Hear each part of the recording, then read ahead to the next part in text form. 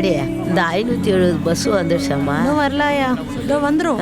அம்மா என் சாமியே பெரிய சாமி, இதில் இந்த சாமி வேற. இன்னைக்கு வியாபாரம் பண்ண மாதிரி தான் நான். இன்னைக்கு நம்ம டைமுக்கு போன மாதிரி தான். ஏன் அந்த மேனேஜர் வேற டெய்லி நம்மளே நோட் பண்றாங்க. அதுவும் correct பேசாம ஒரு ஆட்டோ பிடிச்சு போலாமா? இந்த ஆட்டோலாம் நமக்கு கட்டுப்படி ஆகாது, அழகாக பஸ்லேயே போயிடலாம். அதுக்கு சீக்கிரம் வந்தா நல்லா இருக்கும். ஹே காவ்யா, ஏன்டி பதட்டமா இருக்க? பஸ் லேட்டா வந்துச்சு ஸ்கூல்ல சொல்லிக்கலாம், எக்ஸாமுக்குலாம் அலோவ் பண்ணிடுவாங்க. அது சரிடி, அது வரையும் படிச்சதெல்லாம் ஞாபகம் இருக்கணும்ல. ஐயோ இப்போ நான் என்ன பண்ண போறேன்னு தெரியலையே. ஏங்க பஸ் லேட்டா வர்றது காரணம் பஸ் கிடையாது. பின்ன யார் காரணம்? சொல்லுப்பா, யார் காரணம்?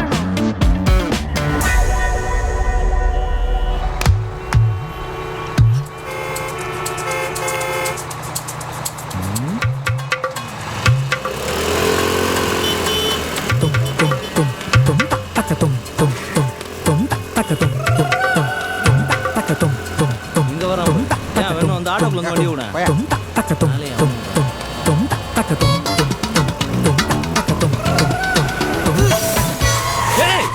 ஏன் போய் இப்படி வண்டி முன்னாடி வந்து நிறுத்துற?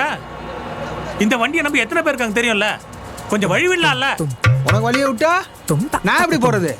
என் வண்டி சின்ன வண்டியா, உன் வண்டி தான் பெரிய வண்டி. நீ தான் ரோட மரத்துல நின்னுட்டு இருக்க.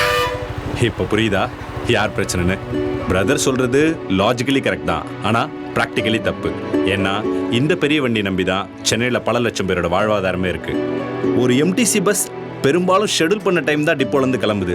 ஆனால் நம்மள அறியாமல் இந்த மாதிரி பஸ்ஸை மறைச்சு உருவாக்குற டிராஃபிக்னால நமக்கும் பிரச்சனை, இந்த பஸ்ஸையே நம்பி இருக்கவங்களுக்கும் பிரச்சனை. ஆனால் இதுக்கு ஒரு சொல்யூஷன் இருக்கு. இன்னையிலேருந்து சாலையில் போகும்போது பஸ்ஸுக்கு வழி விடுங்க போதும். நீங்கள் வழி விட போகிறது ஒரு சாதாரண வண்டிக்கு இல்லை, பல லட்சம் பேரோட கனவுகளுக்கும் வாழ்வாதாரத்துக்கும் உறுதுணையாக இருக்கிற ஒரு பேருந்துக்கு. மறந்துடாதீங்க, மறந்துடாதீங்க, பஸ் ஃபர்ஸ்ட்.